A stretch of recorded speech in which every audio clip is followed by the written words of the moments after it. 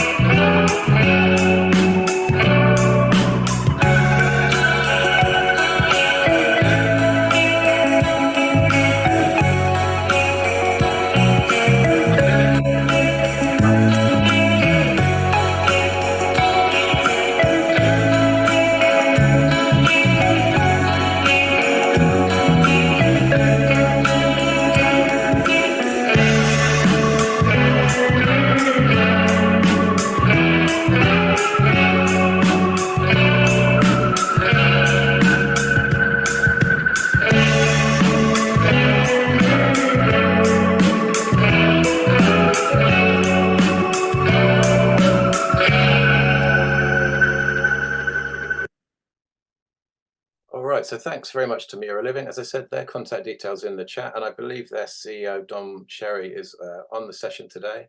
So if you'd like to get in touch, then please do drop him a line. I'm sure he'd love to hear from you. So first session, we are looking at Gen Z, what they want from accommodation and how Build to Rent can provide it. And we've got two experts to enlighten us today, and I'm going to ask them to introduce themselves briefly. So Sarah, could we start with you, please? Good morning to you and welcome. Good morning, George, and good morning, everyone watching. Thank you for inviting me to take part in this session today. I'm Sarah Canning. I'm the co-founder of the Property Marketing Strategists. We're a marketing consultancy, but with a big focus on insight and research, because we don't believe we can be effective marketeers if we don't understand how the audience is behaving and how they're reacting and what they want from their product. Excellent. Thank you, Sarah. And also, Lesley, good morning to you. Morning. Thanks, George. And nice to join everybody. Thanks for the invitation. My name is Lesley Roberts. I work for Godwin Group. I've recently joined to lead on a £1 billion BTR JV with a North American private equity partner. And I have just a long history in operating and running BTR portfolios on behalf of investors and working with developers. Excellent. Good to have you here. Thanks, Lesley. Okay, so let's start by defining who Gen Z actually are in age terms. Sarah, can you give us an outline of who we're actually talking about today? Yeah, so we're really looking at kind of teenagers around the kind of 13-year-olds up to around 26, 27. That's what's generally classified as Gen Z, and you've got millennials, the older side of it, and you've got Gen Alpha at the lower side of it. So from point of view, it's a really, really big range of people. We do a lot of work in PBSA student accommodation, so it encapsulates that student audience, but it also encapsulates those kind of graduates and the people that are kind of first renters, really. Lesley, I know we were discussing yesterday, kind of in proportion to kind of BTR audience, it's actually quite a small proportion, isn't it? Yeah, that's right. So, I mean, we've got roughly 80,000 BTR homes actually up open and operational. And if you think about that as a multiple of 2, for example, for sharers, you've got about 160 to 200,000 people who are living in BTR purpose-built accommodation. Majority of residents are aged between 24 and 35. Now, that's obviously the biggest part of the bell curve, and you do have obviously outliers within that. But if you're thinking about the student population who do occupy BTR, and then the sort of the younger part of that proportion between under 27, you probably, and this is a rough estimate because I haven't done the math and got out the resident profiles, but it's probably about 10% of our occupants are Zoomers, but obviously that's growing and will continue to grow. And I did a session yesterday, we're just talking about it, but Generation Alpha, who are to follow, the youngest is just being conceived and the oldest is about 13 years old. And just thinking about that, they will be our first occupants in about 8 years. So that's also quite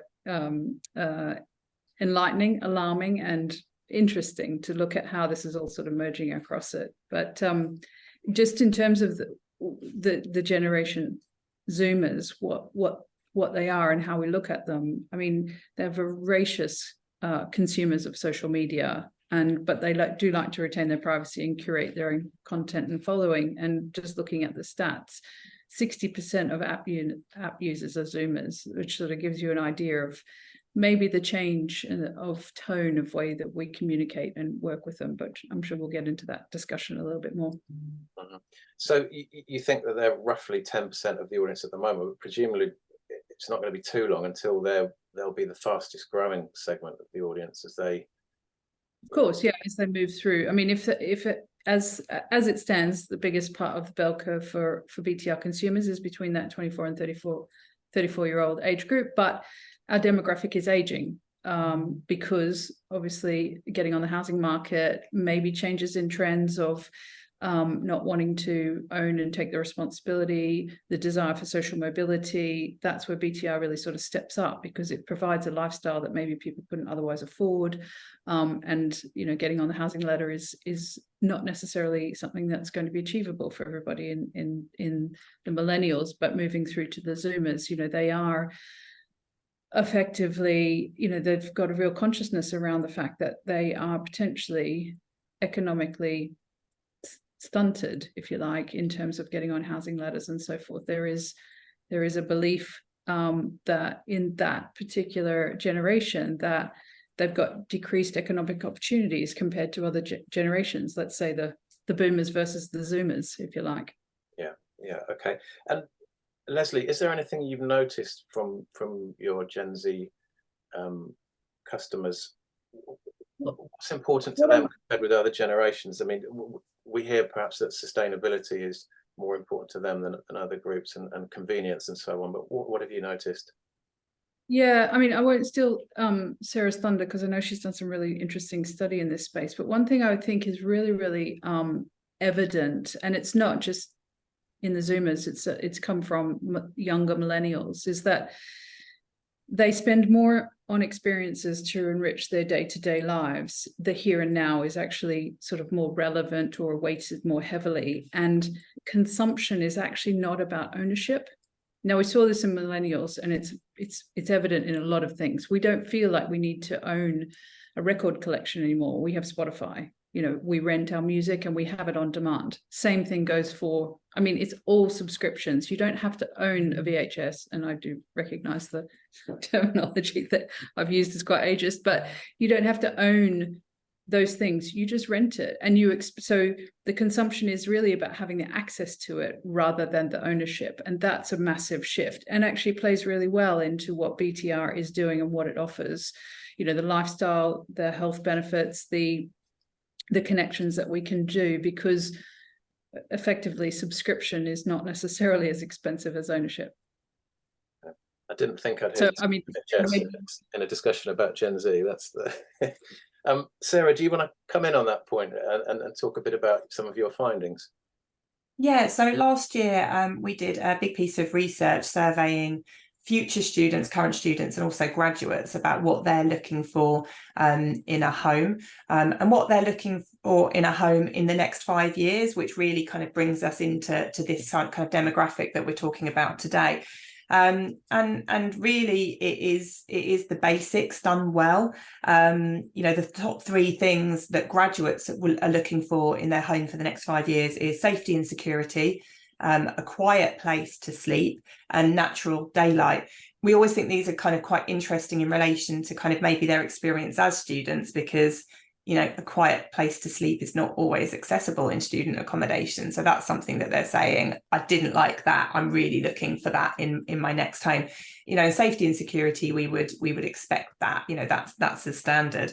The things that they weren't so interested in is fitness facilities, smart tech, and meditation space. They were lower down. But I mean, we talked a little bit yesterday, Lesley and I, and a lot of this is about affordability. And I think we do have to consider what these Gen Z customers have been through, and how that will influence their buying decisions. They've not only been through COVID, they've also been through and they're still living through the cost of living situation. So, I think they're making quite significant, they should be making quite significant decisions about what's important to them, what they can afford, and what they really need. Although, because there's such a shortage of supply at the moment, sometimes they will be renting what they can get. So I think it's quite difficult to kind of really talk about in metrics what their demand is, because they're renting what they can get. They can't really be picky. So I don't think we've got enough data. And as Lesley's pointed out, the actual kind of cohort is actually quite small when we're looking at Gen Z in BTR. So it'd be really interesting to actually measure it as, hopefully when the supply becomes a bit more plentiful and people can start making a little bit more conscious choices about where they're living. There just isn't the choice at the moment. Yeah.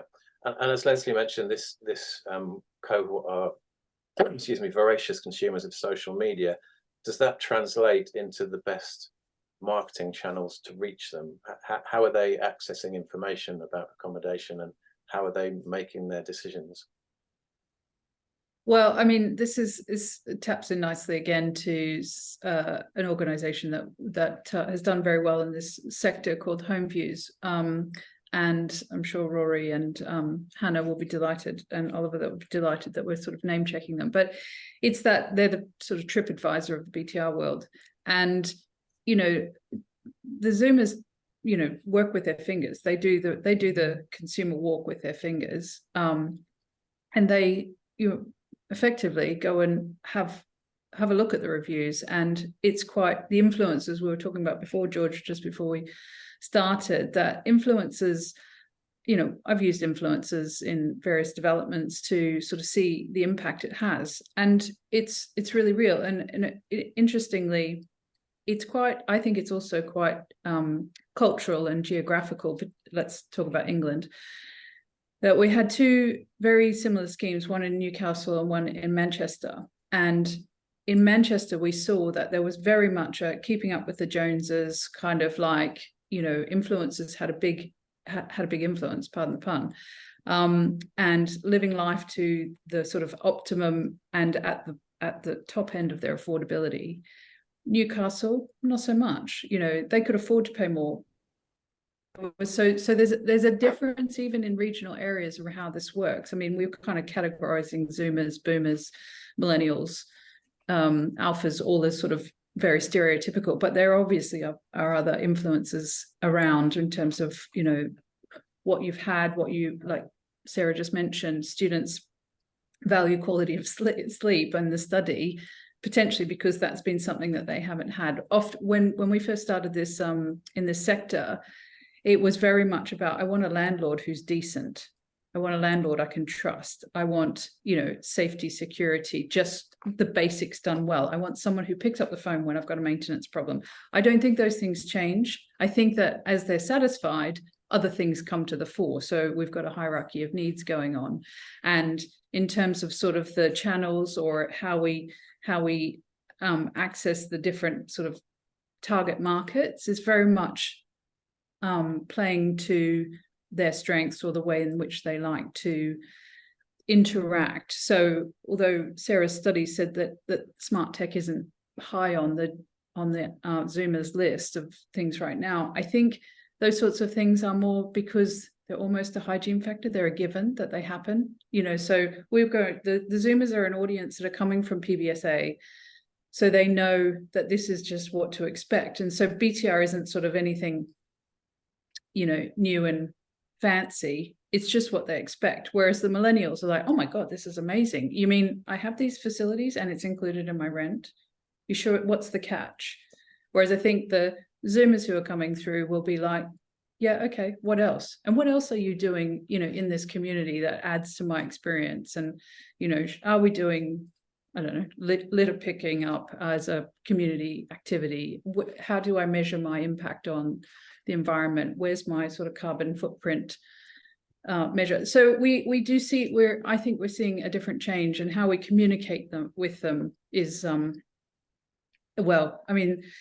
I don't want to step on Sarah's toes, but there's a variety. I think it's having multitudes of touch points and seeing essentially what works. And we've tried loads of different sort of things, whether you do influencers, whether you do right move campaigns, whether you do Instagram or not so much LinkedIn, but there's a whole Facebook, all those sorts of things, or local campaigns, working with employers in the local area, those sorts of things. It just varies in how you kind of tap into your local micro market. Yeah, Lesley, I'm just intrigued to follow up very quickly on how you decide which influencers to use, because that must be an absolute minefield. How do you find somebody who represents you, what you want to get across? I think I'm in danger of going into a territory that I'm not an expert in, for sure, because as someone who's not a big, I don't even have Facebook.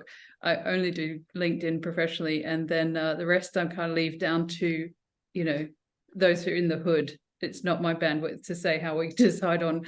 I think Sarah might be better place to talk to that one. Well, Sarah, it is an interesting point, because different generations use social media in different ways. I mean, I do use Facebook and LinkedIn. I certainly don't use TikTok. I'm not big on Instagram, but Snapchat? No, not really my thing. So are there any particular social media channels which are more effective than others when dealing with the Gen Z cohort, Sarah? It's really interesting, actually. It's very timely. We did a youth forum piece of qualitative and quantitative data last month, actually, and it was about brand, and social media came really low with how consumers connect with brand. And what we think is that actually what they mean is they're probably not making their decision based on that. They're not going to watch an influencer. I think they're a bit more wise to that, or a social media post to say, oh, actually that looks like a great place to live, I'm going to rent there. The outlay is too much. It's too much of investment. It's not a spontaneous purchase.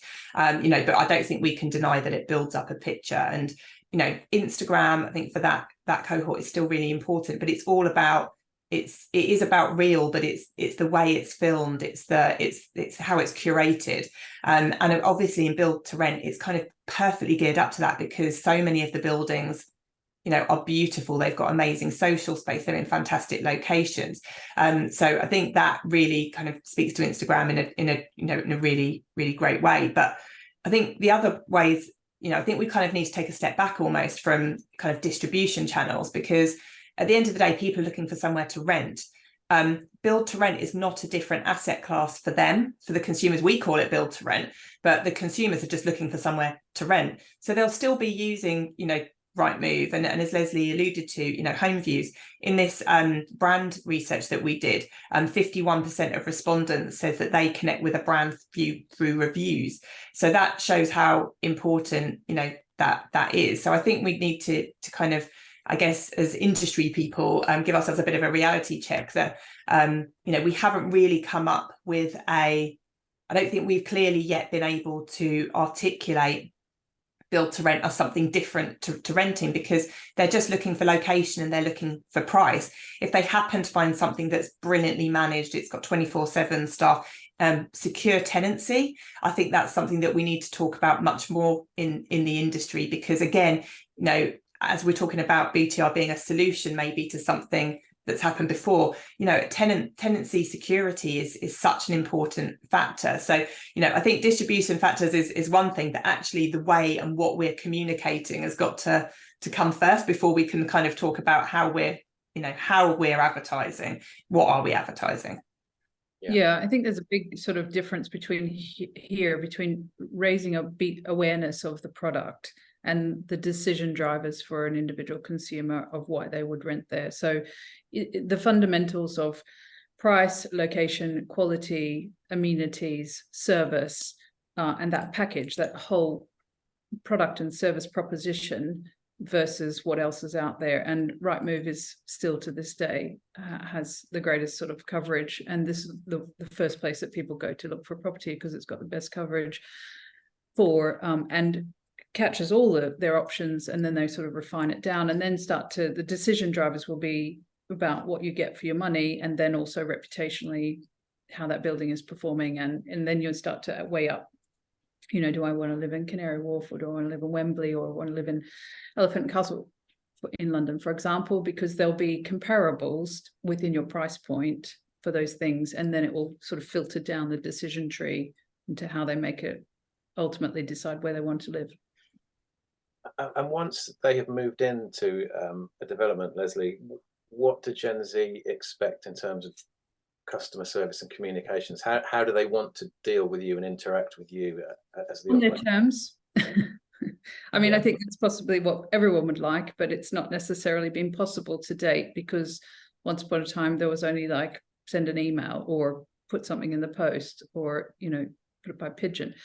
But as technology has evolved, the expectations of the responsiveness around service delivery, accessibility to information, it's certainly gone up the ranks. So this is where I think that us as a sector, we have been lagging, but it's obviously a huge part of the opportunity. Technology is really the way in which this evolves quite a lot, and at speed.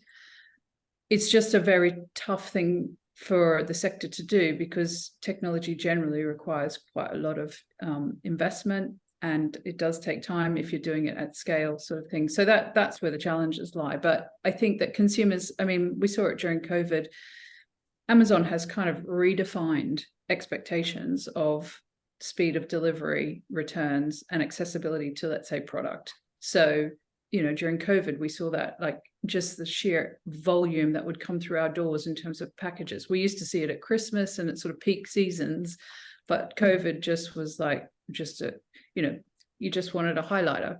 Okay, I'll order it. I'll have it this afternoon. You know, everything from laptop stands to highlighters to, you know, new screens to pieces of furniture, desks, whatever, it was coming through the door. So the expectation that can happen and you can have it now is just growing. And that's what they expect. And as I said, they're coming from PBSA, where everything is purpose-built, fit for purpose, like curation of activities, of facilities, of amenities, and that's just moving straight across into build to rent. And we're prepared for it to an extent, but again, some of the older buildings are sort of the first versions of BTR. They do have to adapt. Sometimes we might have to create better facilities and amenities, knock out a flat or two and expand the amenity spaces. But that service element and access to through tech on their terms is really where I see the trajectory. And is this now mainly taking the form of kind of resident apps where you can communicate with them, you can let them know what's going on in terms of community activities and this kind of stuff? And how important are community activities? Is that overemphasized, do you think? Well, I mean, let's Sarah, was there anything that came out of the study on that? Yeah, interestingly, it's much more about kind of self-development. So things like cooking classes, maybe yoga, maybe TED style talks, they were rated way, way, way higher than kind of what we would call more social and entertainment. I think, you know, a lot of people kind of separate them. You know, if they want to hang out with their mates, they'll go out. You know, that is kind of their social life, and they don't live in a building necessarily to be entertained, but they do want value. And this is, you know, we've kept coming back to this morning. So you know, to feel like you live in a building but someone's teaching you a skill, and it might be that you meet your tribe, your like-minded people within that small group. It doesn't have to be as a whole building. I think sometimes we mistake being, you know, living in a building together as community, you know, but you can't possibly create a community, a meaningful community, if you've got 400 or 500 people in the building. You know, that it's just too diverse. So these kind of more self-development, small niche kind of events is what people are actually looking for, and actually it kind of makes sense when you think about it, that it's kind of adding to the experience without trying to take over your social life. Yeah, I mean, nobody really wants forced fun, right? I mean, I certainly don't. And you know, we looked at the American model when we started out in this sector, and they do a little bit of that forced fun, but culturally that's kind of normal, right? You know, doing beer and pizza on a Friday, and you know, not everybody, but people come down, and you know, but the British are a little bit more conservative, and as operators, what we tend to focus on is just creating touch points that people can then organically make their own way. And to Sarah's point, it's the choice that they want to engage or not. And so sometimes, you know, you'll put events on and you'll only have, you know, a couple of, you know, 10, 15 people, but it's the important thing is the quality of those connections rather than the quantum. So, and the best communities are those that evolve organically. You create the field, you spread the seed, and then you just watch them bloom in their own good time. Yeah. 2 of those 10 might become best friends for life. So yeah, you know, you never know. Well, okay, you know, pets are a great way for people to connect to, you know, not just interest around, you know, wine, pizza, whatever it might be, or cooking class. Pets, interestingly, are just, it's like children, you know, they bring people together because you've got something very strong in common. Yeah, great stuff. Thanks, Lesley. Thanks, Sarah. We've got one quick question for you, Sarah, before we move on to the next section of the webinar. When will the results from your research be available, and will you be sharing some of them more widely? Yes, so a lot of the stats that I've referenced were from a big piece of research last year, so that's already available. But we also do regular youth forums. So these come out about every other month as well. So I'll pop a link here to the website, but also on LinkedIn, we always share everything on there. So thank you for asking, Cressy. Yeah, pop a link in the chat. That would be great. Okay, thanks, Sarah. Thanks, Lesley. We're going to move on to the next section of the webinar. We're just going to find out a bit more about our next sponsor, and I believe that Alex from Hubbl is with us. Alex, are you there? I am. Thank you, George. Good morning, everyone, and thank you for joining this Urban Living Insights webinar. We've been proud to sponsor the entire series in 2023. It's a bit of a throwback to 2020 being back on Zoom, and to complete that 2025, I'm sitting here with a positive COVID test next to me that I did yesterday, hence why I don't have my camera on, as I've been reliably informed by my girlfriend that I do indeed look terrible. For those of you who don't know me, my name is Alex Stewart. I'm the CEO of Hubbl. Hubbl is the joint venture between 2 companies that have come together to provide an end-to-end solution for the investors, owners and operators in operational real estate assets. We work across all the living sectors, so BTR, co-living, service departments and senior living. We also operate in the hotel, hospitality and office sectors. Our services include advisory, where we look at the viability of schemes. We look at the unit mix, the flow and design. We also do design and build for apartments amenity, interior design of apartments and amenity as well, and also procurement and fit out. H&G Design Group, one of the partners in Hubbl, is a specialist in BTR interior design. We've worked with some of the largest BTR players in the UK and Ireland over the last 10 years, completing over 7,000 units. We're proud to work with the sponsors today, co-sponsors today, Mura Living in their first asset in Hemel Hempstead in 2022. We've also worked with Charles Hope on their BTR and service departments as well. We're going to play a short video, although you've already seen some of our work in the project we did for Mura Living at the start of the last session. But this next video is a short time lapse which shows a fit out of the new Benihana restaurant in Covent Garden we completed last year. We took a grey box to the finished product. While this is a restaurant and not a BTR offering, we have a thought process that BTR amenity is closely linked to hospitality, and we think this demonstrates skills we can deliver in both fields. So thank you very much and enjoy the next session.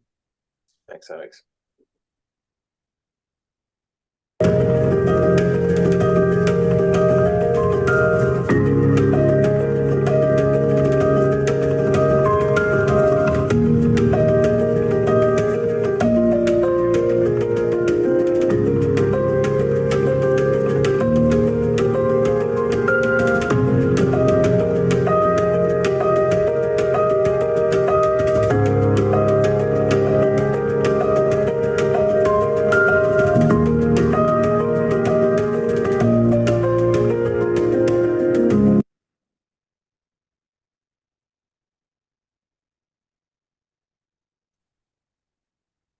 Okay, thanks to Alex and to Hubbl. If you'd like to get in touch with those guys, you can see their contact details there in the chat. And now I am going to hand over to Graham Sibley from the UKAA, who is going to moderate the next session, which is about single family rentals. Graham, over to you. Thank you very much to you, George, and welcome to everyone. Thanks for giving me the opportunity to speak here. My name is Graham Sibley, as said there. So I'm working with the UKAA as directing strategic communications and marketing. UKAA, for those that are not aware, is the membership body representing the wider purpose-built home, purpose-built and professional managed rental home sector, both urban and suburban. So we see the single family market as being very, very powerful in this sector. I'm delighted to have a great panel here. Unfortunately, Stephanie Smith, who you see the picture of there, she unfortunately is able to join us as, like Alex, she has COVID, but she has completely lost her voice. So sorry to not have you, Stephanie.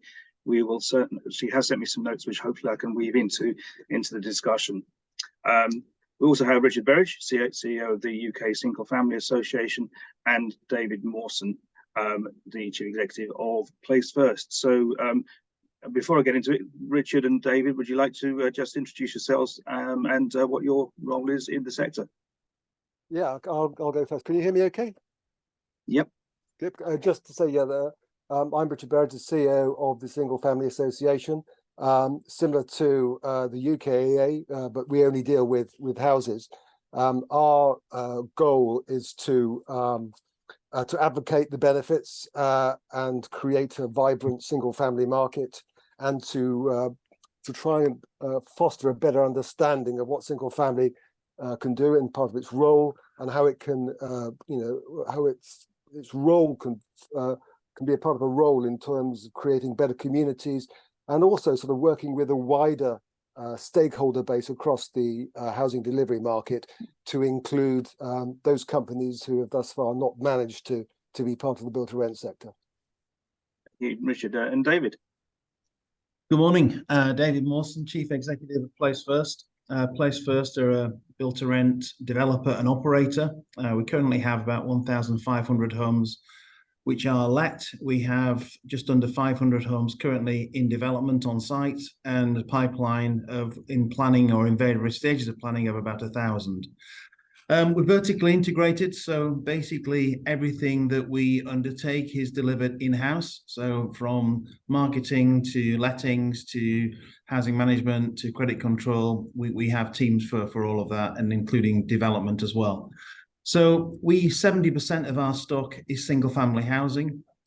We saw an enormous demand for it, probably following COVID and during COVID, which has continued ever since. So just to give you some idea of where we are, we're at 99.8% either let or reserved. We have on average about 35 properties per month coming into for relet. And on that, at the moment, we're probably seeing about 1,000 applications a month coming through for those 35 properties. So demand is crazily high. I think the quality of the product is key at the moment for us. And we have a brand that we roll out across all our products. We're pretty consistent in our brand. And we're in a position where we're very focused on growing to hopefully achieve somewhere around about 10,000 units. Thank you, David. Yes, I know you've been active, very, very active and growing in the sector, and you've learned a lot of lessons along the way, I think, which hopefully we can draw on. So just to set the scene, you can't really go a day without seeing some news about single family, new deals, new backing, and etc., new entrants, which is great. And the fact that we've had so many reports from the likes of JLL, Cushman & Wakefield, Knight Frank, Savills on this sector show the increasing prominence of it. Figures that we see quoted, are that the UK single family market has attracted 2.8 billion pounds of investment to date, with 9,500 single family homes operational in the UK, and set to rise potentially to 50,000 by 2025. So I think, George, you set a very good title for this session, because are we seeing a gold rush? And if so, how sustainable is it? John, can I throw that over to Richard? Well, that's an interesting question. I mean, a gold rush basically started. One thing as we know about a gold rush was that it kind of first started in really the early 1800s, and it sort of spread across North America. But what it did do, it's quite interesting, is that it sort of democratized that process of people trying to sort of do something for themselves and get somewhere for themselves. And it also brought prosperity to regions in America that were previously remote, and created many of the cities that we know now. So, the gold rush itself isn't necessarily a bad thing. The only thing that we need to be concerned about is the quality and the standards that we wish to uphold. And that's something, obviously, that both the UKAA and the UKSFA are very much in favour of, getting that sort of done. So it is a gold rush in a sense, because we're looking at a huge number of entrants potentially coming into this market. Previously speaking, we've had I guess we could say, like, the bigger boys and the bigger investors have been involved in build to rent, those people who have had the power of capital behind them, and they've also looked at sort of the central, basically the central areas of cities. So, it's a bit Premier League in that sense. So, Liverpool, Manchester, London, Newcastle, wherever, Leeds, what have you. So, whereas I kind of see single family housing as all the other leagues, and boo. And, we only have to look at the number of football leagues there are in the UK at the moment, and frankly, there are thousands. And this is what we're going to be looking at as build to rent starts to mature, and more people be able to understand what their part is in it. So yes, we are going to be seeing a much more democratization of the build to rent general industry, with single family homes coming through right the way across the country. Yeah, I mean, David, Richard quite rightly points out the need to have a focus on quality. Do you see there's a danger of the potential for single family to be attracting investors and operators who aren't necessarily driven by the potential gains, but not wedded to the high quality, customer focused, socially value driven values and principles that are part of the DNA of build to rent? I think the sector is in a privileged position at the moment for a number of reasons.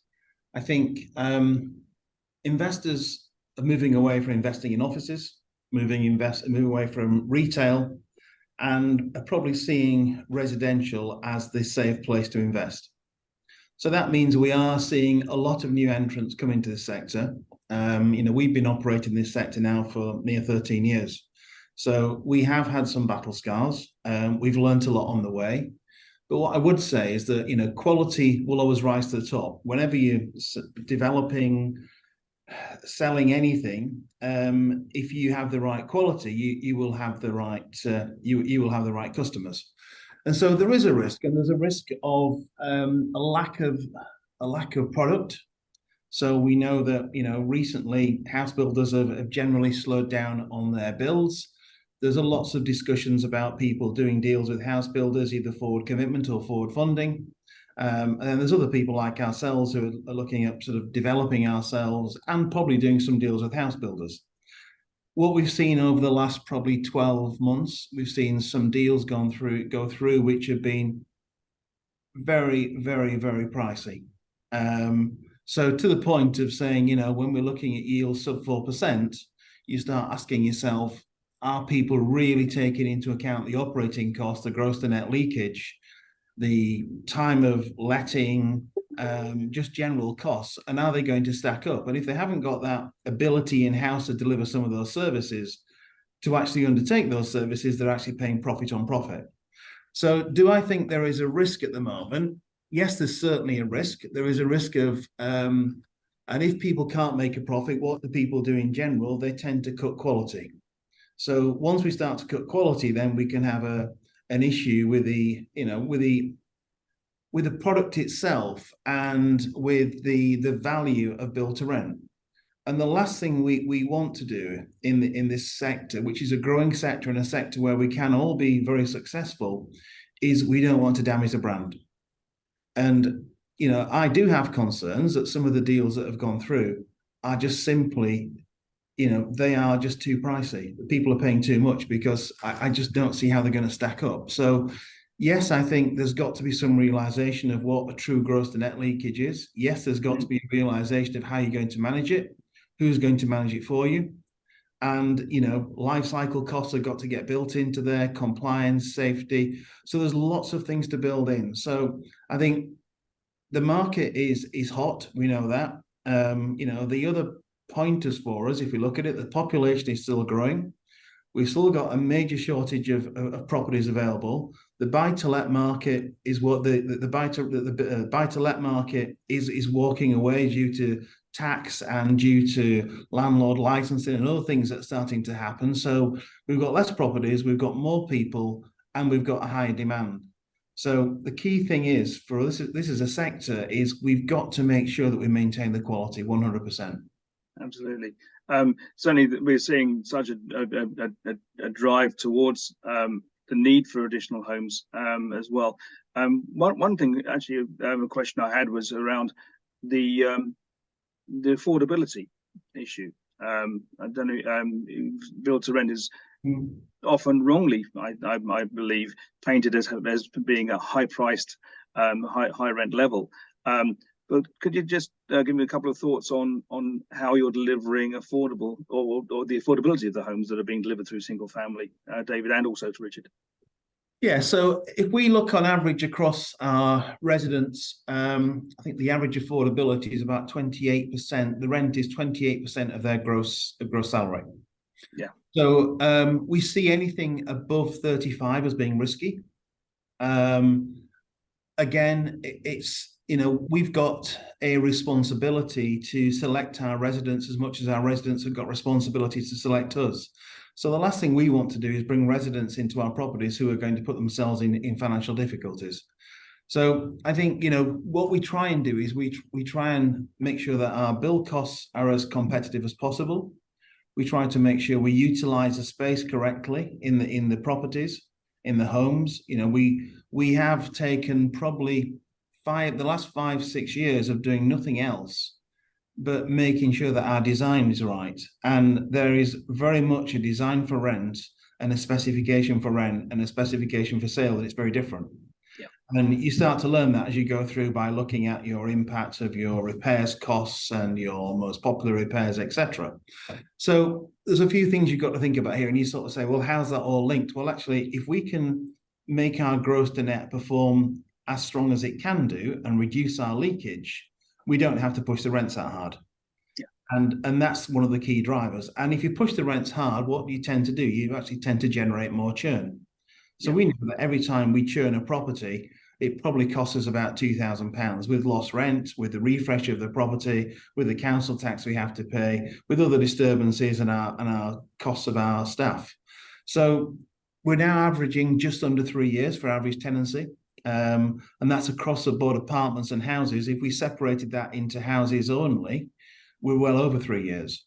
Yeah. So length of tenure is really important, and I see that extending and getting longer as people have if I'm really honest, have less opportunity to move around because there isn't such properties.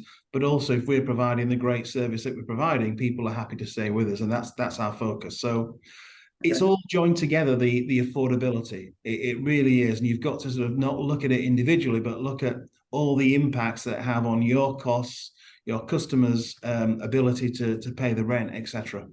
Okay, thank you. And Richard, just taking that on a little further in terms of the drivers to be here, the scope for single family to really provide additionality. Have you got anything you'd like to add on that? Well, yeah, well, first of all, I just want to sort of, Dave slightly missed something out there, because, you know, he has quite a significant proportion of his renters are key workers. And I think that speaks to the affordability, you know, of single family housing. Whereas I think in build to rent, I think we can pretty much mostly agree. And I do consultancy stuff for build to rent across the country, mostly in big cities. And, you know, they are pretty much pushing upper decile rents, whereas, you know, the single family housing market is looking much more at an affordable product. Some for families, in some families, but generally speaking, an affordable product where we can house, you know, people from across the country, and that's the key thing. So with single family housing, one of the key things about it is that, you know, wherever you see houses being built, and let's face it, that's everywhere in the country, pretty much, we can do single family housing of one sort or another, of one scale or another. And that's absolutely crucial. The other thing that it can start to do, it can start to be the underwriter for schemes that perhaps are stalling for some reason or another, and start to risk some of those schemes and be part of, you know, a wider project, whether it's a master plan of some sort or whatever, or a smaller plan, or, you know, a plan for 200 houses. It might underwrite, you know, the first 70 or something, the first third.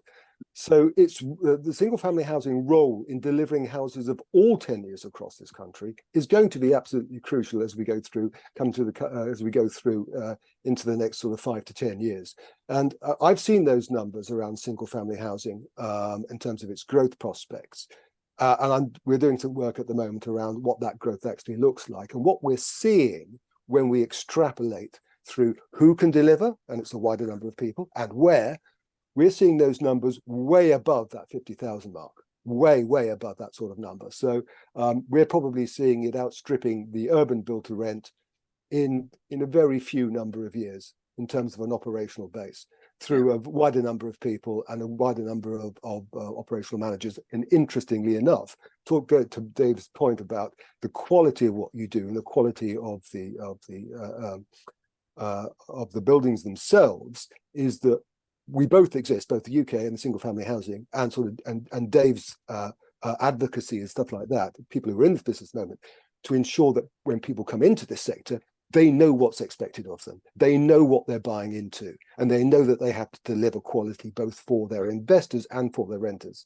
Yeah, very clear. I mean, that touches quite nicely onto another area. Yesterday, I brought together a group of house builders with single family renter investors and operators and advisors to really start to debate this, what the requirements are of both parties. And we've seen a huge number of deals currently coming through with house builders and offering properties for rental, sometimes at scale.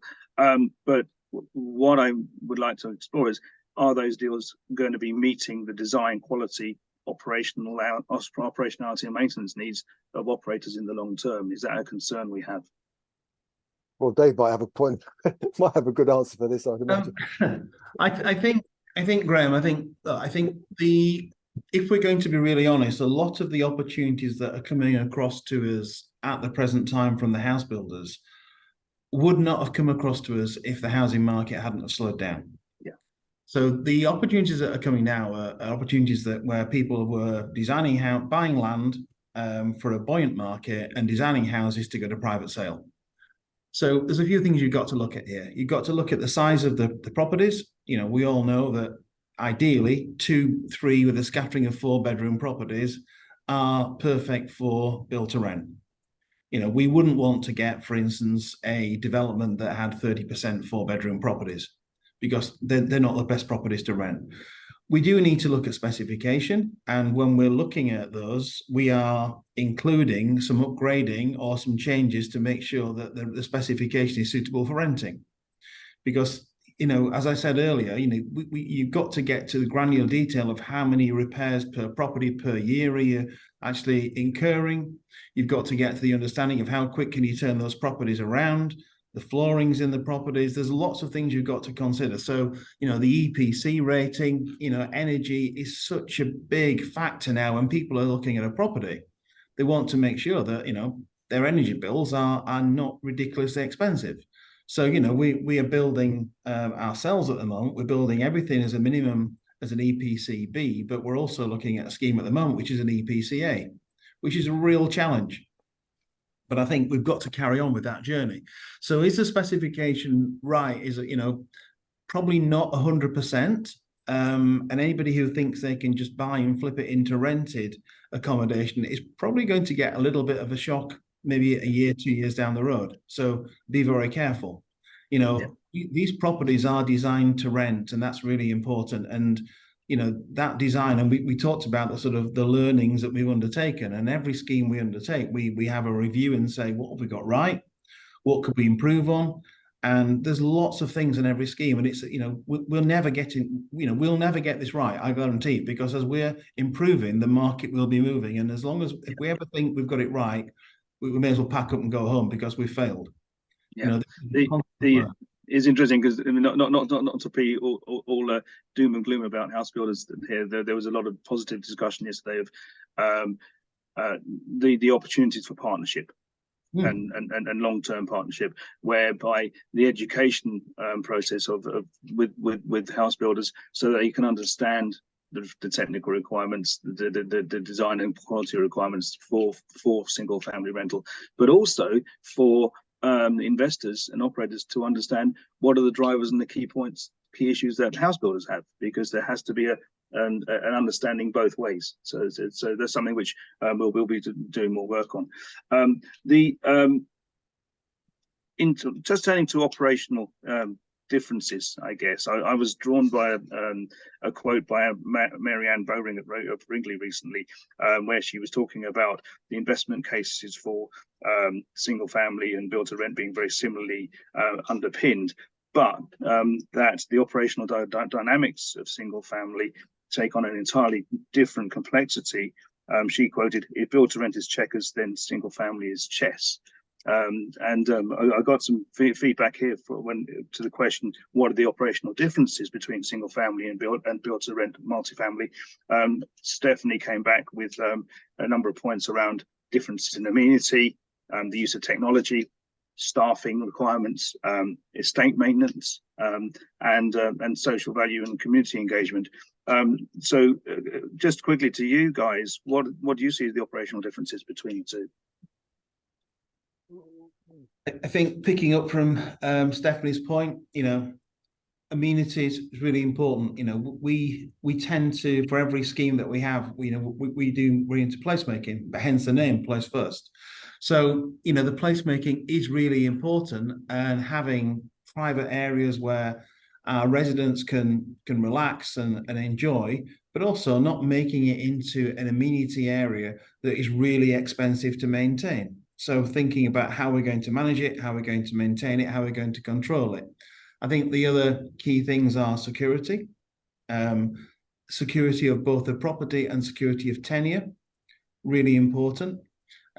People who live in single family housing like to go through their front door and close it and not have interaction with other people all the time. They might want to do now and again, but they don't want this community environment. We hold community days.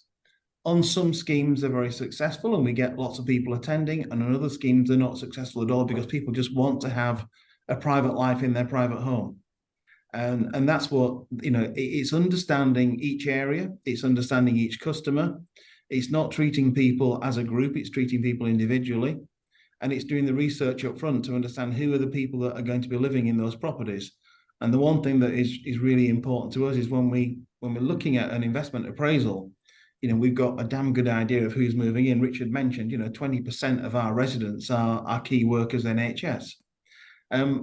That's you know, initially, I'll be honest with you, we sort of started saying, what are we doing to attract those people? And then we realized that actually, when we spoke to them and said, what do they want from us? We were actually giving that. And we've added more of that in things like blackout blinds and all sorts of other things to help in certain areas.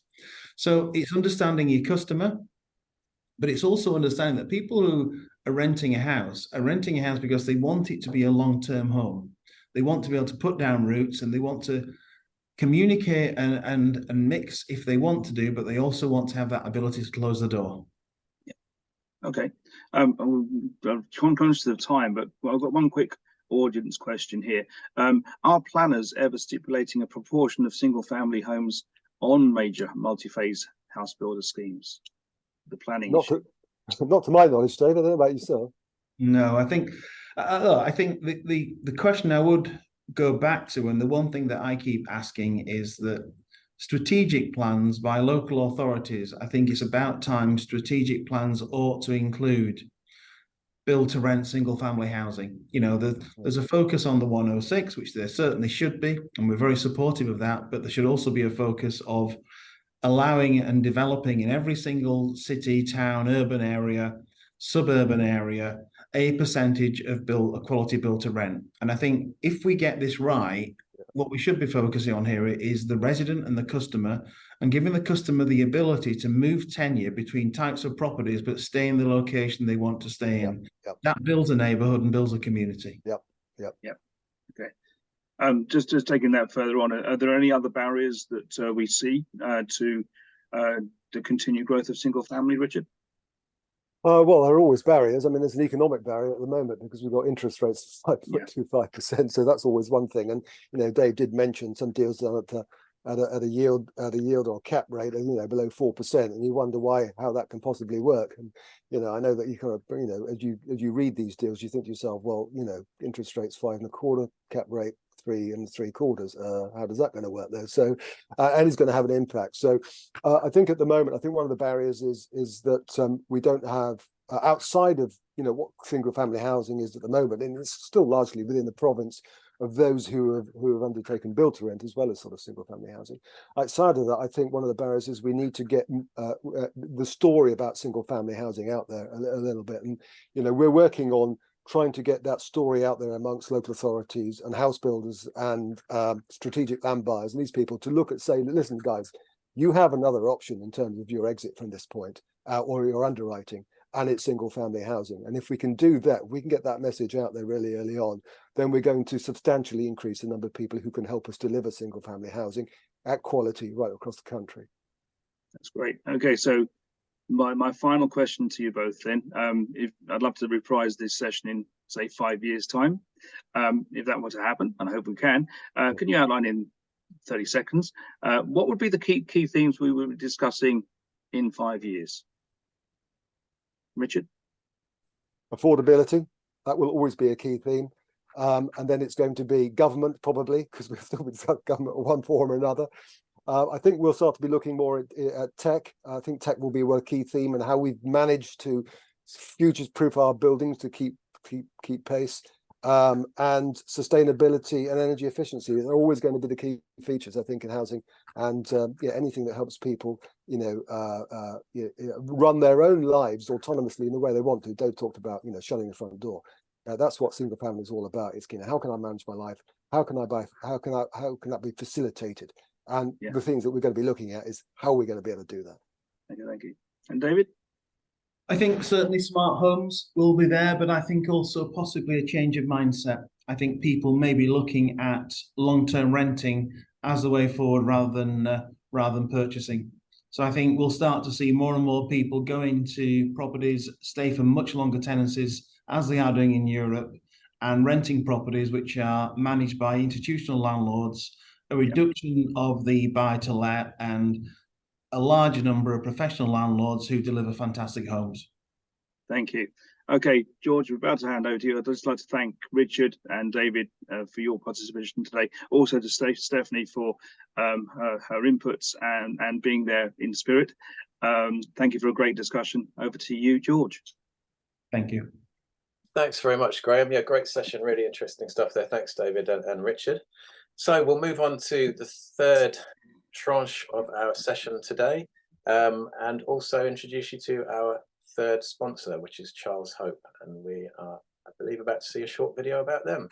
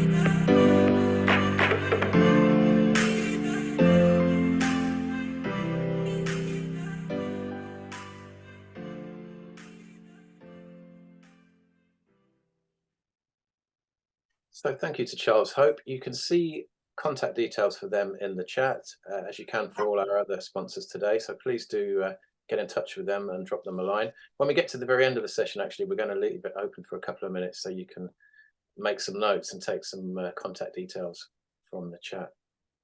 So moving on to part 3, differentiation. How can the sector stand out against other rental offers, and how can individual developments and operators make their product stand out too? We've got a fantastic panel to debate this, and I'm going to ask them to introduce themselves in turn. And I'm going to start with Deborah. Good morning and welcome to you. Morning, and thank you for inviting me to contribute. My name is Deborah Udolph. I'm founder and CEO of Say. We're a consultancy business that advise on operational management to build to rent, single family and co-living, and really anything to do with living. But we also have a business called Hearsay, which is a mystery shopping business that has focused on build to rent, and now is looking to differentiate and understand the differences between build to rent, single family housing, co-living.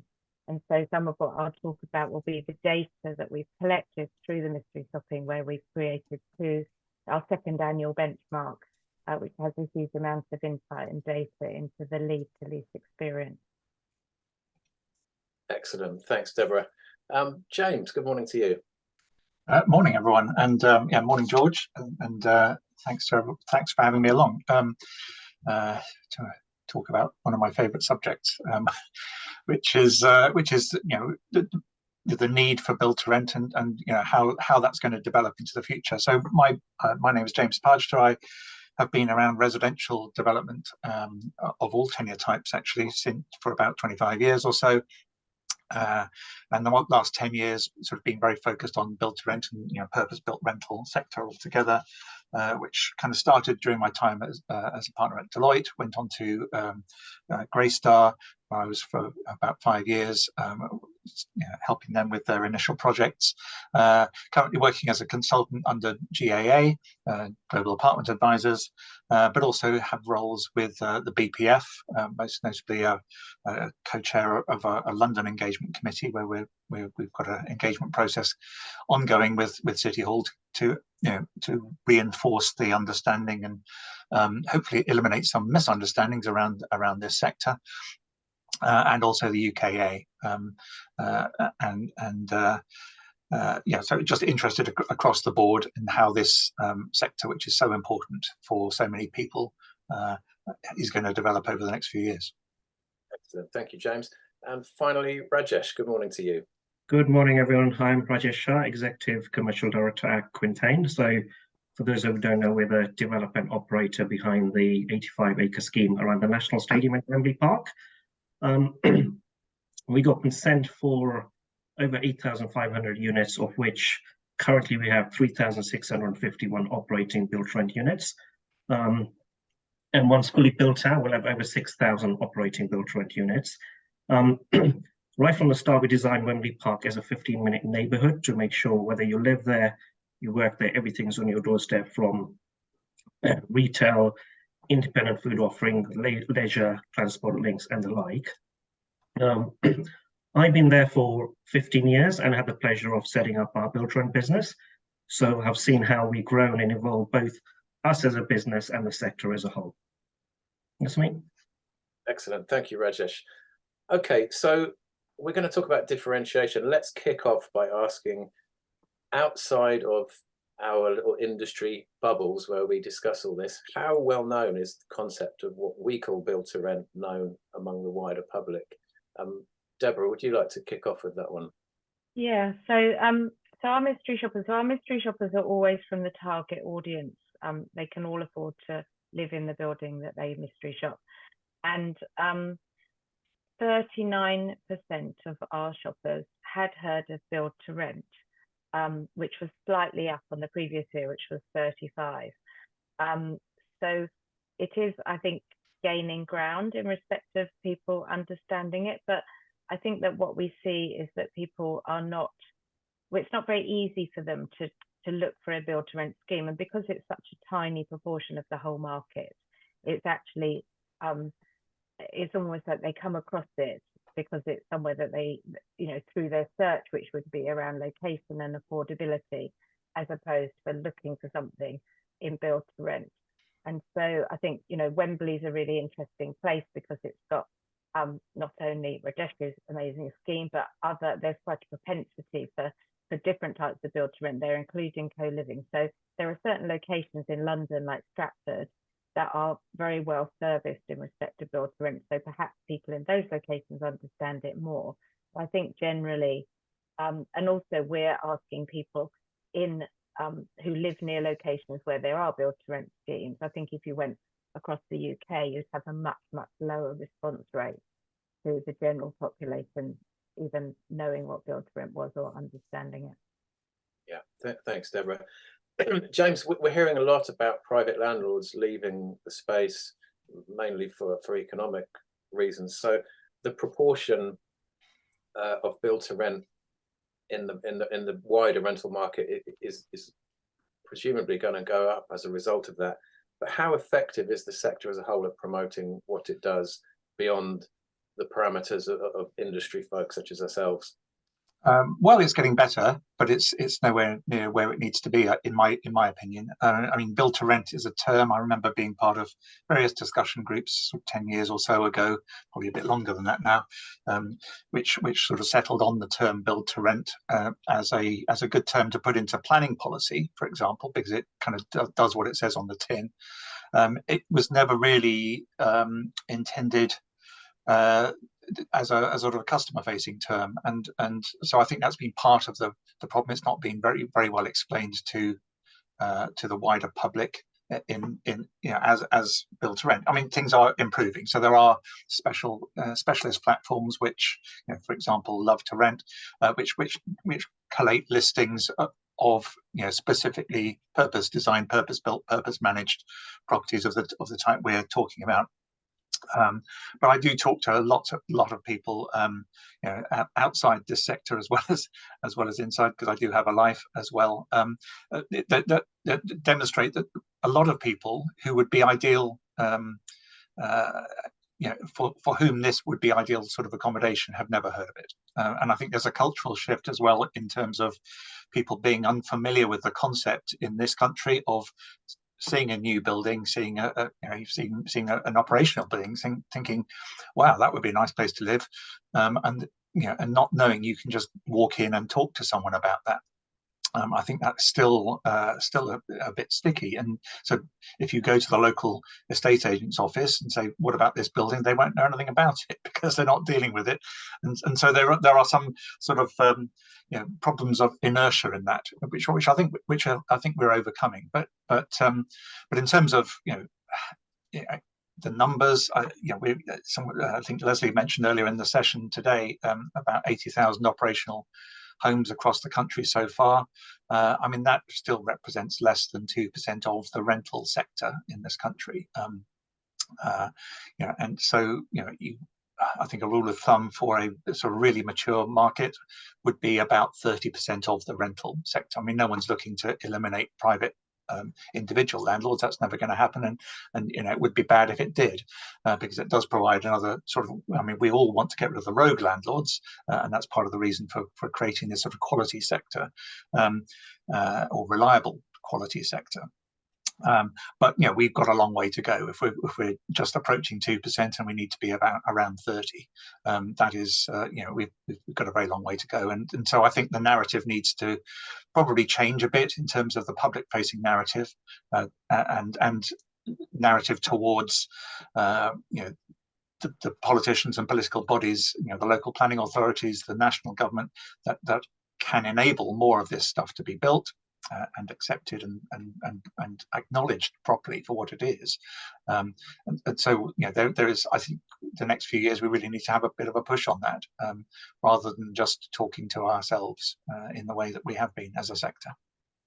Can I sorry, just to add to what Deborah and James have been saying is, if you look at most of the operators, the average age is still between, say, 25 and 35.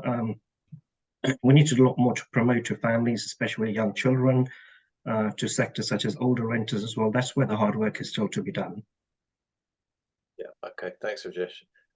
James, just a quick follow-on question. So you say that the term build-to-rent was originally coined for the purposes of informing the planners about this new sort of nascent asset class. Yeah.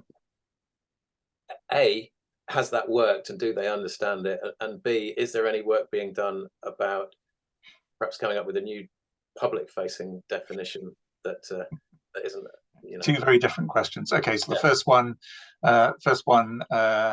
it has worked because it is written into various planning policies, both nationally and you know, in different cities and regions around the country. Probably the most advanced, or at least the one that was there first, was the sort of the policy in London. It was built in, and I think the term came about because until that point everyone had just been calling everything the private rented sector, but of course the private rented sector included the full range of experiences, from the very good individual landlord to the very poor quality individual landlord, and you know, we needed something as a sector that was going to differentiate ourselves from certainly the bottom end of that.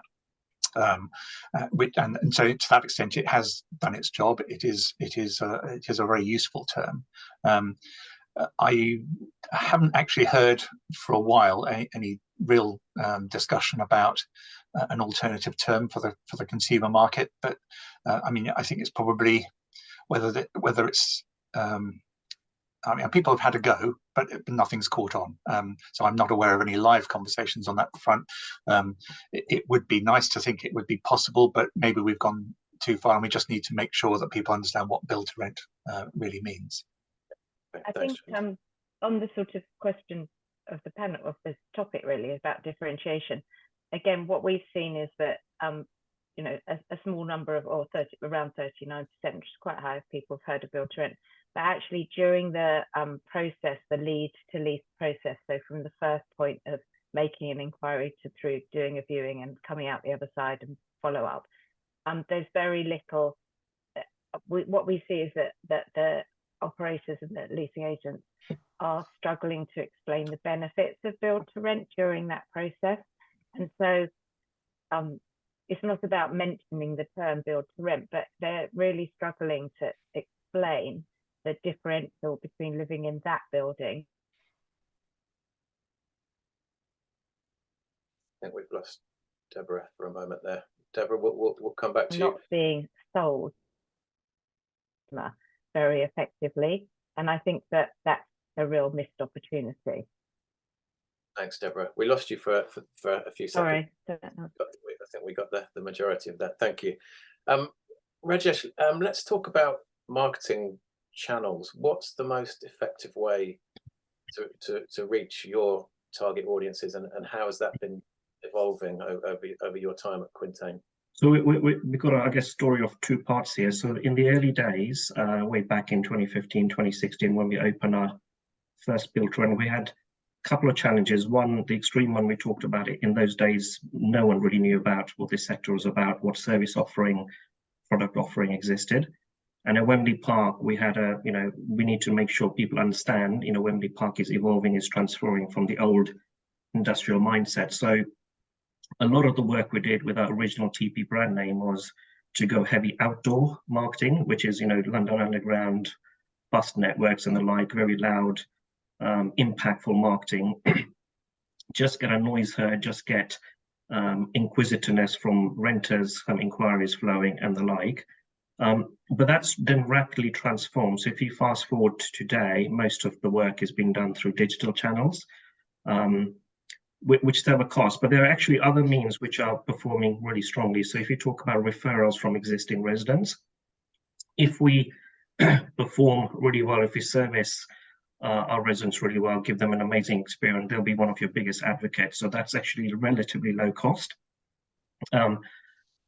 And B2B, apologies, business to business, that's another big sector with opportunities where bringing corporates on board with their employer base, again, the relative cost is low. So as well as going digital, we have those other channels. We got organic marketing, and just creating a noise through both Wembley Park and our Quintet Living brand collectively as a holistic experience really helps. And staying with you from Rajesh, so as Deborah pointed out, Wembley is quite an interesting place because you've got several different build-to-rent offerings there, and you've got student housing, you've got co-living. There's a lot going on in Wembley. So how do you differentiate your individual projects, A, from one another, and B, from your sort of local competitive set? Quite a lot of different angles we had to follow. So just an example, our own developments, we have 10 different developments at Wembley Park, 3,500 units. So if we had made a decision early doors to build a copy and paste product, we'll have really struggled to attract the renter population we have. It will be very sort of narrow set. So we made a decision from 2016 onwards to make sure every development has a different look and feel, whether it's achieved through interiors, color schemes, furniture layouts and the like. So, and really use those channels. So as example, we got, a Scandi-led scheme, country living, Manhattan loft style. This is really about bringing that level of differentiation. But if you then layer onto that, back to what customers really need, do you need a car? What kind of pet facilities do you need? Do you work at home a lot? What's your space needs in the apartments? All of those things start creating a bit of a story for us. And the blessing really is, rather than competitive, we actually value student living on our doorstep. We got quite a few co-living schemes as well, because that brings a different price point. It brings a wealth of differentiation. So people might find my budget means I can live in co-living for now. I'll get to know Wembley Park. As my needs change, you can move to one of our schemes. So it's really, the plethora is actually beneficial rather than a detriment. And your separate schemes, are they fundamentally targeting the same customer group, or do you think they each have a subtly different customer base? They have a subtly different base, and it's not what we immediately think. It's not really a differentiation by income levels or age. It's we did a piece of work many years ago on segmentation, where we looked at people's lifestyle needs, whether I want space, whether I want in a quiet or vibrant neighborhood, whether I want a raw finish or really sort of manicured finish, etc. That's what's really creating the difference, rather than income or age or whether you have children or not. And work, even for example, a building with minimum child-friendly facilities will still attract a lot of children because it might have green space on its doorstep. So it's just making sure that we don't ever go uniform. We want to make sure we keep scratching our heads, keep listening from a customer base about what's missing, what we need to supplement, and we keep adding that to subsequent developments. Thanks, Rajesh. Deborah, tell us a bit about the role customer service and customer care can play in differentiating build to rent from the wider PRS sector, and how good actually is the sector at following up on leads, ensuring prospective leads are kept warm and so on?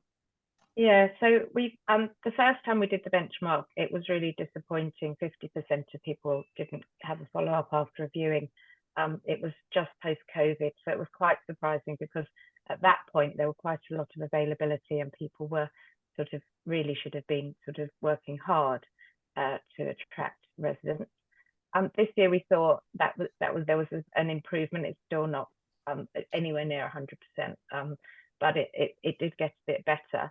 What we're seeing this year is because there's such a lack of availability, that actually the way in which people manage that messaging around that there is no availability or there's limited availability has been pretty poor.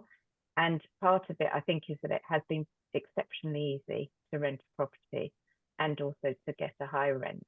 But we see a correlation between that experience that people have, because our mystery shoppers do sometimes shop where there is no availability, in how you're told and their perception of renting. And also whether they would recommend the landlord or the scheme to a friend. So I think that what we see is generally the viewing experience is pretty good, not always. The feedback that we get on the schemes is consistently high, which is what you would expect. So a lot of the differentiation has to come through customer experience and that customer journey, and then has to follow through in the lived journey and the lived experience. And so the real area for, I think, for differentiation is through the customer experience. And that's where the industry has to work hard to understand how they're going to differentiate themselves, because the market is not, this has been an exceptional market, and we can't rest on our laurels. We can't always expect to be able to sort of rent so easily, but also for the industry, we have to create a reputation.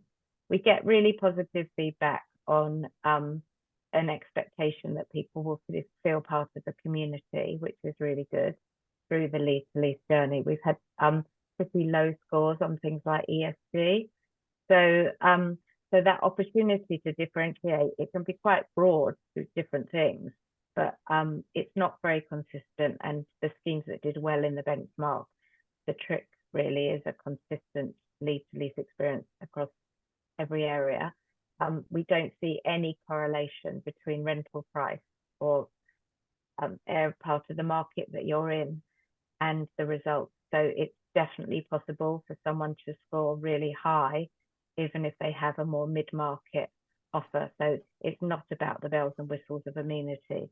It's about the experience that you have from the moment you make an inquiry to the end of your journey. Yeah, it's an interesting point. And, what we haven't mentioned is that, most build-to-rent schemes have got a very high occupancy rate because there is so much demand out there. But establishing best practice in customer care now, it will reap dividends in the future, because the market's not always going to be, it's going to be like this.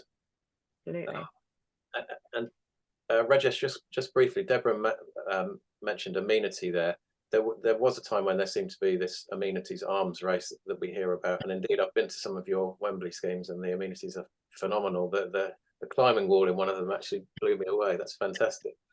Do you think that's kind of settled down a bit now? Now people kind of understand, what you need as a given, and maybe one or two things that you need to make a building stand out from others.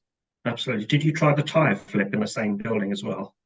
No, I didn't try the climbing wall either. I was on a quick show round. I didn't have time, and I didn't have the right gear with me, shall we say? So when we opened our first building, it was fully designed for sale, and we sort of, changed the purpose to build to rent. It had absolutely no amenity.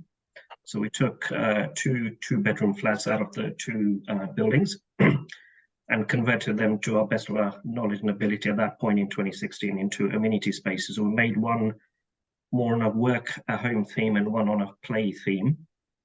And the idea is really to learn about how people use a space, what what feedback we get from it. And as our buildings evolved, we've not only added to the volume of amenity, but also the style and type of amenity. To your point, in some of the buildings, if we were to put a learning together, we've probably gone, a bit too far. So in one of our recent buildings, we got 3 active rooftops. We got a whole amenity floor. When it comes to operationally managing that, it becomes a bit of a challenge. If you look at what residents use, it's not always the space you think and you design they'll be using. So What we are doing a lot of is right-sizing it, so make sure it's the right volume, but more importantly, it's the right type of amenity. Thinking really hard about daytime use versus evening use. So have amenity which can be multi-purposed. Gym space was really interesting, fitness. At one point we were thinking about, do we have a site-wide fitness facility all our residents can go and use? Very, very strong feedback we were getting from residents. Actually, I want something in my building, even though it may not be as extensive. So we've learned and we retrofitted a bit of that, and all our new buildings now come with, pretty full-on gym setups as well. And the other one everyone's spoken a lot about is work-at-home facilities. So yes, COVID has changed a lot, but people's requirements are increasing all the time. Work-at-home space could have been a desk and an amenity space with a nice chair around it. It's now do we give them some IT provision like monitorers? Do we make sure it's properly soundproof so you can join a video call from work and so on? So all of that, it just keep learning and evolving, but it's not an amenities arm race to keep adding to. It's really about make sure it's fit for purpose. Yeah, great stuff. Thanks, Rajesh. James, I want to finish with a question to you. About how Build to Rent can incorporate and promote social value in its developments, because it strikes me that can differentiate Build to Rent to a number of audiences, to potential investors, to local authorities, and to the end user. So, what are your thoughts on that? Yeah, I mean, I think, and actually, just to quickly follow up on the last sort of discussion, I mean, I think there has been a danger at points in the sort of the sector's history where it's just think, what does Build to Rent look like, and is it as if it's one homogenous thing? And I think what we've heard this morning is that actually that is starting to diversify within itself as well, which is really healthy. Because if you look at what does an owner-occupier home look like? Well, the variation is immense, isn't it? From starter homes up to sort of mansions and penthouses. And all of them have their place in that spectrum. And I think it's getting towards a build to rent sector or purpose-built rental sector, which will include single family as well, as we heard in the previous session, which will just give people that reliable experience. And I actually wanted to just sort of repeat a point that Sarah made in the first bit about the sort of one of the key amenities being that sort of peace of mind that comes from knowing that you can live there as long as you choose to, and not how long your landlord chooses for you to live there. And I think that's a really massive point, which is not talked about enough, actually, frankly. But in terms of the social value, I think given that people can come to this sort of accommodation and make of it what they will and stay there as long as they want. I mean, just compared to the wider PRS, that's a huge social benefit in itself to the immediate residents. And obviously, you're putting on, you're providing amenities, you're providing a management team that without forcing people, it does encourage people to interact with each other. Either through just sort of casual interactions because of the way you've designed the circulation spaces, they will come across each other. In the co-working spaces are a great example of that.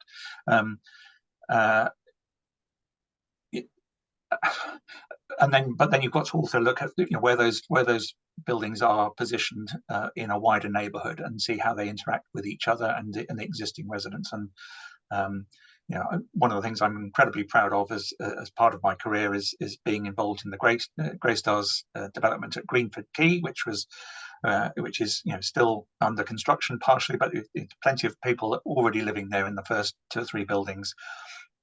And that was a disused industrial site. It was forming a massive obstacle in the middle of a wide community, and initially, as you'd expect, there was lots of objections. Lots of people were worried about, anxious about the sort of change that was being proposed.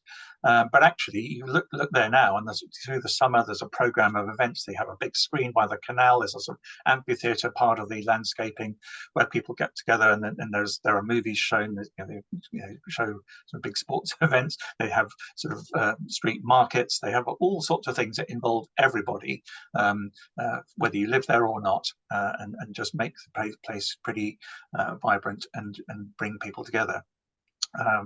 Quite apart from the sort of the planning obligations of the additional school and health centre, which are still in progress.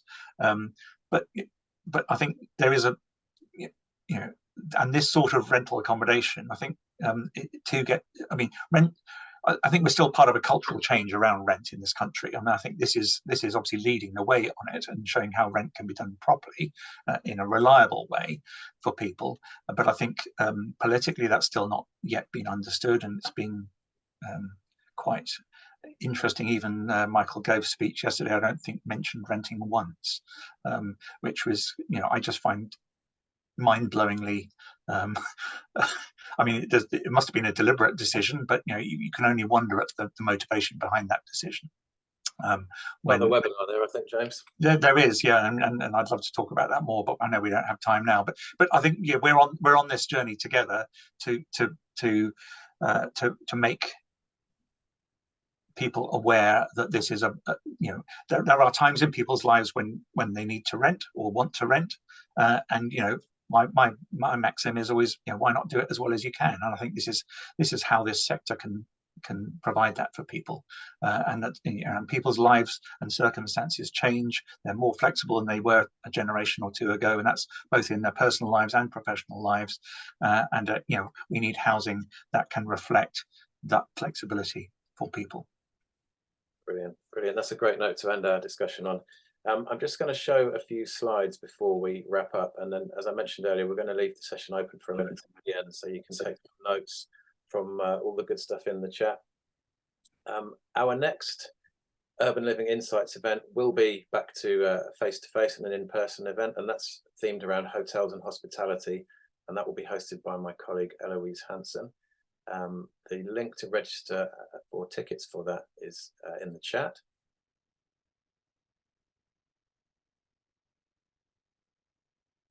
It may have felt like 2020 at times today, but we are actually back traveling and putting on overseas events, which I'm very much looking forward to.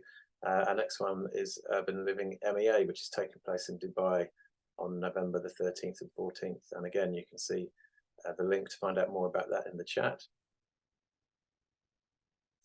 If you're interested in working with us at IHM, either on our digital platforms or face-to-face events, please get in touch with one of my colleagues, Piers or Jordan. You can see their contact details there and also in the chat.